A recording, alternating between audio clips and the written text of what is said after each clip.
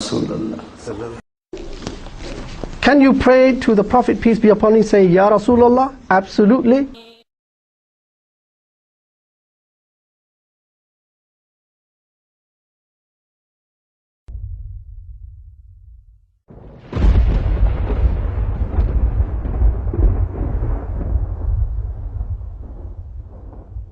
تو بشریت کا لباس اتار دیا تھا، اور جب عرش والوں کو چھوڑ کر لامکانے گئے نورانیت کا لباس بھی اتار دیا تھا۔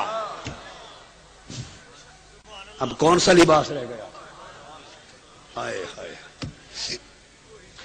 ہک ہے ہک ہے ہک ہے ہک ہے ہک ہے ہک ہے، جیڑا ہک کو ڈو کر جانے وہ کافر تے مشرک ہے۔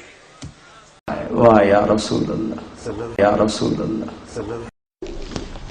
Can you pray to the Prophet, peace be upon him, say, Ya Rasulullah? Absolutely. سن 2000 میں ابوا گیا، ابوا کے آگے جنگل میں گیا اور حضرت آمنہ کی قبر کو ڈھونڈا۔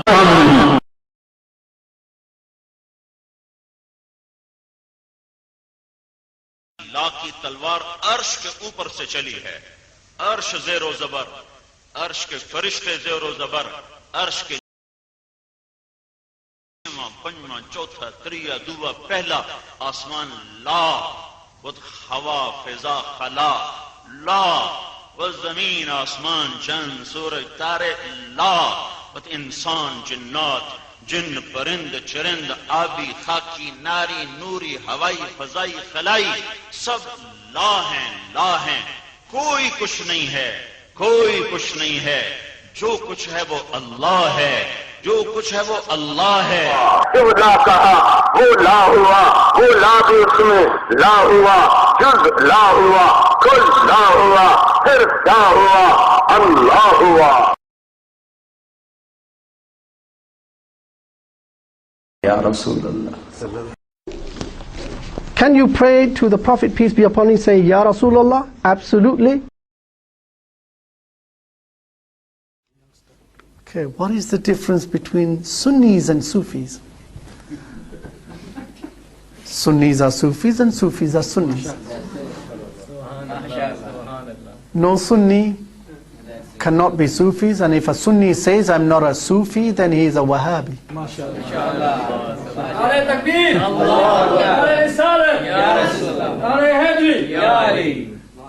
میرا سوال ذاکر بھائی سے ہے کہ ہمارے یہاں اسلام کو ایک نیا شکل دیا گیا ہے، وہ تبلیغی جماعت کے نام سے مشہور ہے، جس میں مسلمان جو ہیں وہ 40 دن اپنے گھروں کو چھوڑ کر مسجدوں میں رہتے ہیں، اور پھر اس میں ایک ایسی کتاب پڑھی جاتی ہے جس کا قرآن و حدیث سے کوئی تعلق نہیں، جھوٹی حدیثیں اس میں بھری ہوتی ہیں، فضائل اعمال یا پھر تبلیغی نصاب کے نام سے وہ مشہور ہے۔ آپ اس کے بارے میں برائے مہربانی تھوڑا سا واضح کر دیں۔ دوسری بات یہ کہ فاتحہ جو لوگ کرتے ہیں اور اس کو یہ صحیح سمجھتے ہیں بالکل، اس کے بارے میں آپ کی کیا رائے؟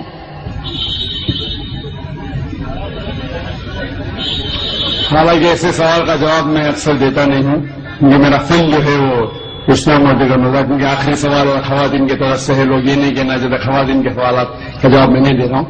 میں نے سوال پوچھا کہ تبلیغ جماعت جو ہے ایک جماعت ہے ہمارے مسلمانوں میں، ہندوستان میں خصوصاً، وہ تبلیغ نصاب پڑھتی ہے جس کے اندر حدیث مکسچر ہے۔ آپ بالکل صحیح فرماتے ہیں کہ تبلیغ نصاب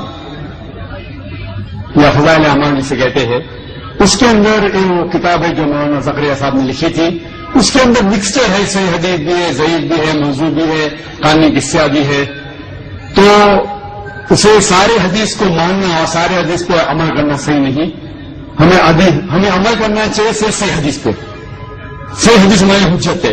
ان کے لیے اگر آپ ضعیف حدیث جاننا چاہتے ہیں یا ضعیف حدیث دوسرے حدیثوں سے مل کے صحیح ہو جاتی ہے وہ ٹھیک ہے، لیکن باقی موضوع حدیث یا ضعیف حدیث کو حجت قائم کرنا یہ اسلام کے شریعت کے حساب سے صحیح نہیں، ہمیں عمل کرنا چاہیے قرآن اور صحیح حدیث پہ۔ ان کے لیے اگر آپ جاننا چاہتے ہیں تو الگ بات ہے۔ تو یہ اسی لیے یہ افسوس کی بات ہے کچھ مسلمان ایسی کتابیں جیسے تبلیغ نصاب ہو اس کو قرآن سے زیادہ اہمیت دیتے ہیں، جو غلط ہے، ہمیں قرآن پہ عمل کرنا چاہیے، اور صحیح حدیث کی کتاب جیسے میں نے کہا صحیح بخاری ہے، صحیح مسلم ہے، ان کے سارے حدیث ماشاءاللہ آپ کو محدث ہونے کی ضرورت ہی نہیں، سارے حدیث صحیح ہے۔ پھر آپ جا سکتے ہیں سنن ابو داؤد، ترمذی، ابن ماجہ، سنن نسائی، ایسے کتابیں ہیں جن سے انشاءاللہ ان میں اکثریت حدیثیں صحیح ہے، سارے نہیں تو باقی کتابوں سے، تو ان کا مطالعہ کرے تو امید ہے کہ آپ کے علم میں اضافہ اور ہوگا۔ وہ جو لوگ کمپیریٹو ریلیجن کے ہیں اور تحقیق کرنے کی وجہ سے کوئی باقی کتاب پڑھنا چاہتے تو اس میں کوئی حرج نہیں ہے۔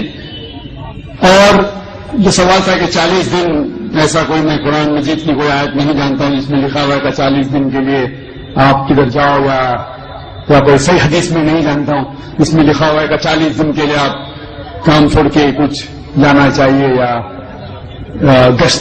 گشت ہوتا ہے ہفتے میں 1 بار، مہینے میں کم از کم 2 بار، سال میں کم از کم 3 دن، زندگی میں کم از کم سال میں 40 دن، مہینے میں 3 دن، زندگی میں کم از کم 1 بار 4 مہینے۔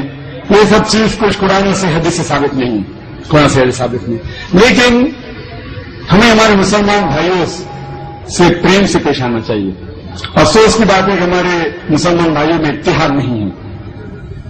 اس کی وجہ ہے کہ کم علم کی وجہ سے ہمیں ان سے پیار سے پیش آنا چاہیے، حکمت سے پیش آنا چاہیے، اور قرآن حدیث کی دعوت دینا چاہیے، اصلاح کرنا چاہیے ہمارے بھائیوں کی۔